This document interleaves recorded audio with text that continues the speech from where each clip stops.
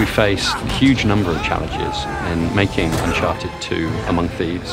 One of the things that we did right at the beginning of the project was to write out kind of a list of the rules by which the Uncharted world operates. It's very much a game about exploration and discovery. It's kind of larger than life, and it has these characters in the world who are often eccentric or surprising. Man, well, payback's a bitch. We have challenges on all fronts.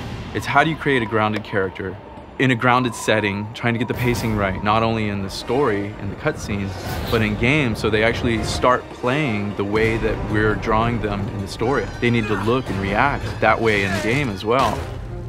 When we set out to do the sequel, we just wanted to even do better at capturing that active cinematic experience, which is really, for us, capturing the charm and action and adventure and spirit of classic, action adventure that we all love, and making it interactive, so that anything we could do to make that experience in the player's hands, we wanted to improve from the first game to the second. And I think that's why we get the effect of people not wanting to put the controller down. They want to see what's going to happen next, and they're emotionally invested in what the characters are doing.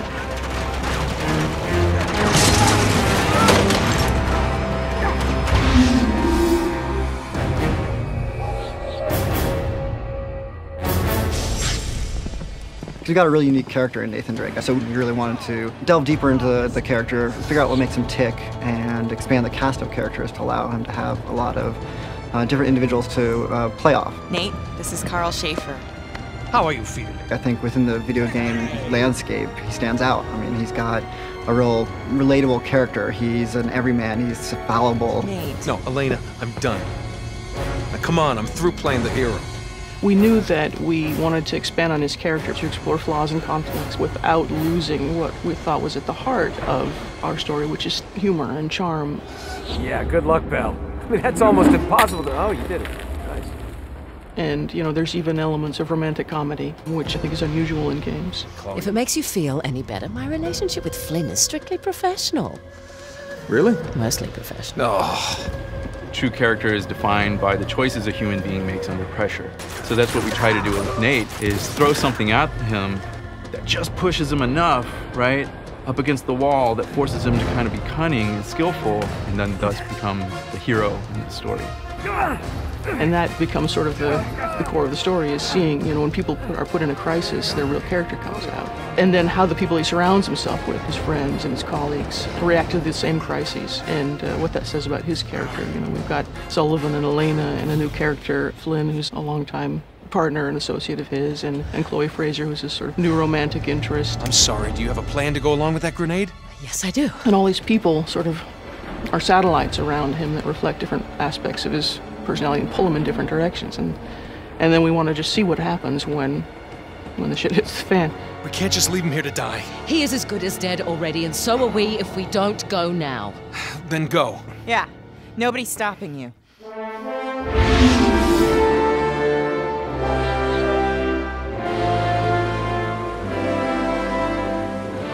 Uncharted has always been grounded into reality, and we try to thread the fiction and reality. We try to push it as much as possible to the fantasy, but it's still believable.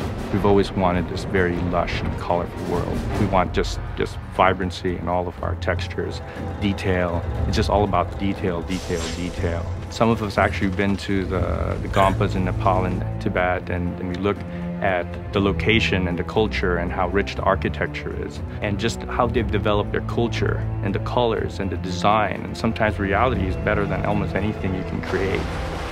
The big picture and the details. You can't have one without the other. So we'll do a variety of different types of concept art. We'll start off with sort of the big production paintings that give you the breadth and scope of what the level's supposed to look like. And they'll do tons and tons and tons of pages of, what do the pipes look like? What does this look like?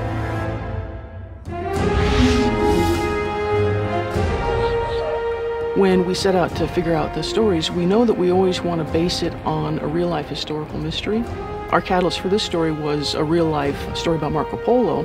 He's one of the first Westerners to travel to China as a trader, as a merchant. And the mystery surrounding his return home was what we used as our launching point. Marco Polo leaves China with 600 passengers and 14 ships loaded down with treasure from Kublai Khan. Now he lands in Persia a year and a half later with only one ship left and only 18 passengers. So somewhere out there are 13 ships loaded with the Emperor's treasure waiting to be found. Yeah, and that is what your client is after. And because we base a lot of our historical backstory on facts, you feel a lot more grounded. The Chintamani stone gave us a nice artifact, something meaty with a real historical context for Drake to pursue. So here we have this artifact that somehow ties into Shangri-La, and that was another grounding for us. A lot of people pay lip service to trying to tell a good story in a video game, but they don't really take the steps necessary to deliver on that promise. And our team really has embraced that challenge, and I think we're providing a level of character-driven plot that most games just aren't capable of doing. And we combine that with a really rich gameplay experience that weaves that narrative into the game as you're playing it, and it's just that whole package that we're bringing is what I'm most proud of. But what is it they say? Fortune favors the bold. Right. Lucky me.